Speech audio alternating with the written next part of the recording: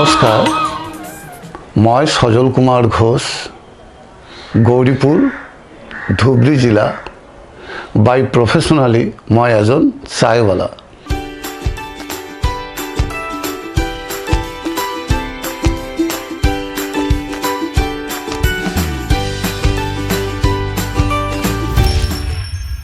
তেৰ বছৰৰ পৰা মই চাহ ব্যৱসায়খিনি কৰি আছোঁ।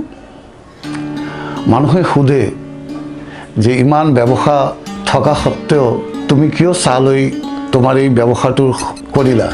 সেই সম্পৰ্কে মই এইখিনি ক'ব বিচাৰোঁ যে মই বজাৰতে, গৌৰীপুৰ বজাৰতে 3টা দোকান চলাই আছিলোঁ। কিবা কাৰণে মোৰ ব্যৱসায়খিনি গোটেইকেইটা 3টা দোকান নষ্ট হৈ যায়।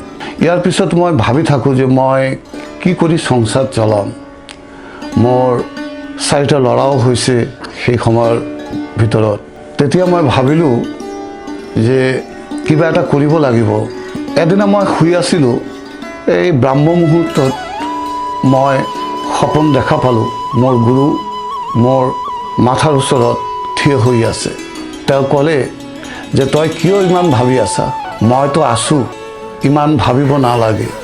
তই কালিৰ পৰা চাহ লৈ বজাৰৰ যিমান দোকানবিলাক আছে বা পথে ঘাটে তই ঘূৰি চাহ বিক্ৰী কৰা, আৰু যি তোমাৰ গৈছে সেইখিনি লৈ আৰু ভাবিব নালাগে। মই সেই দিনৰ পৰা ৰাতিপুৱা মই প্ৰথম এই চাহ কেটলি হাতে লৈ গুৰুৰ আশীৰ্বাদ মাথায় লৈ মই এই ব্যৱসায়টো আৰম্ভ কৰিলোঁ। প্ৰথম দিনা মই বিক্ৰী কৰি আছিলোঁ 80 টকা। এই 80 টকা বিক্ৰী কৰাৰ পিছত মোৰ ভিতৰত এটা শক্তি সঞ্চাৰিত হ'ল যে মই মোৰ দোকানখিনি নষ্ট হৈ যোৱাৰ পিছত 5 বছৰলৈকে মই অলপমান ডিপ্ৰেশ্যনত গৈছিলোঁ যে মোৰ কি হ'ব। এনেকৈ মোৰ সৰু ভাইটি চঞ্চলে মোক ক'লে, দাদা একো চিন্তা কৰিব নালাগে, আমালোকে আছোঁ। মোৰ পৰিয়ালে সকলো মানুহে মোক সহায় কৰিছে। মোৰ পৰিয়াল মোক ভৰসা দিছে যে তই কৰা, তই আকৌ থিয় হ'ব পাৰিবা। তেতিয়া মই আৰু পিছপিনে নেদেখি মই এই চাহ কেটলি লৈ মোৰ নতুনকৈ জীৱন যাত্ৰা আৰম্ভ কৰিলোঁ। আমি মনিকা ঘোষ, আমি ওনার স্ত্রী। তো উনি তো দীর্ঘ 13 বছর হলো এই চায়ের ব্যবসা করছে। এই 13 বছর চায়ের ব্যবসার আগে 5 বছর খুব ডিপ্রেশনে ছিল উনি। ডিপ্রেশনের 5 বছর আগে ওনার 3টে দোকান ছিল। গালামালের দোকান তখন খুব ভালোভাবে চলছে, সংসার খুব সুন্দরভাবে চলছে। বলতে পারি না কিসের জন্য দোকানটা মানে খুব ডাউন হয়। ওই দোকানটা ডাউন হওয়ার চিন্তায় তখন সংসার বড় কিভাবে চালাবে, ছেলে মানুষের চিন্তা, এই চিন্তাতে হয়তো ও খুব ডিপ্রেশনে পড়ে গেছে।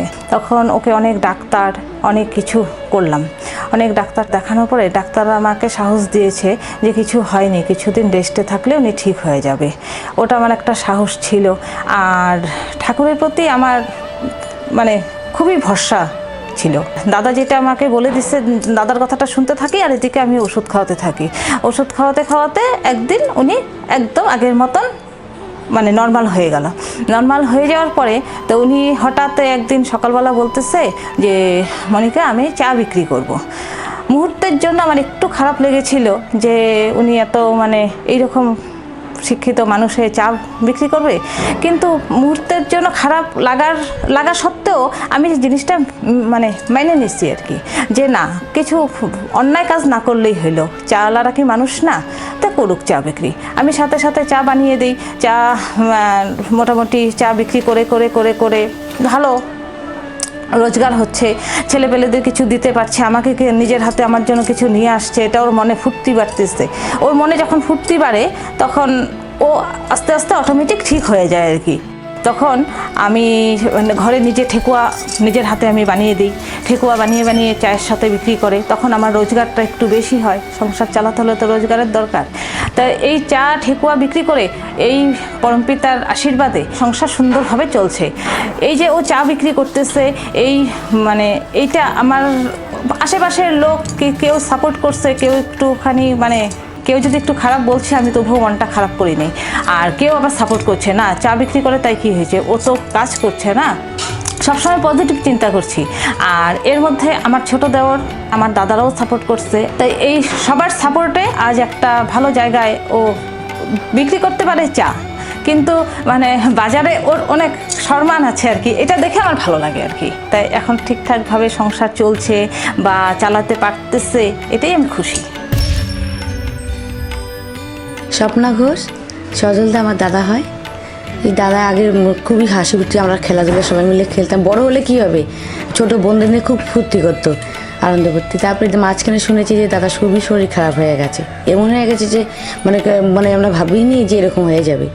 পরে মা এখন বর্তমান যখন দেখেছি খুব ভালো হয়েছে, আবার আগের দাদা ফিরে এসে গেছে আমাদের। সজলদা আমার ওয়াইফের দাদা, মানে আমারও দাদা। তো সজলদাকে দেখে আমরা খুবই খুশি, কেন সজলদা সবসময় হাসি খুশি থাকে। আমরা যে এই বাড়ির জামাই, সজলদা আমাদের বুঝতে দেয় না যে আমরা এই বাড়ির জামাই। আমরা ব্যবসা করি, কোনো ব্যবসায় ছোট বড় হয় না। সজলদা এখন যে ব্যবসাটা করছে তার জন্য আমরা ফুল সাপোর্ট করছি। যদি কোনো সজলদার আমাদের আরও সাপোর্ট লাগে, আমরা সাপোর্ট করতে রাজি আছি সব।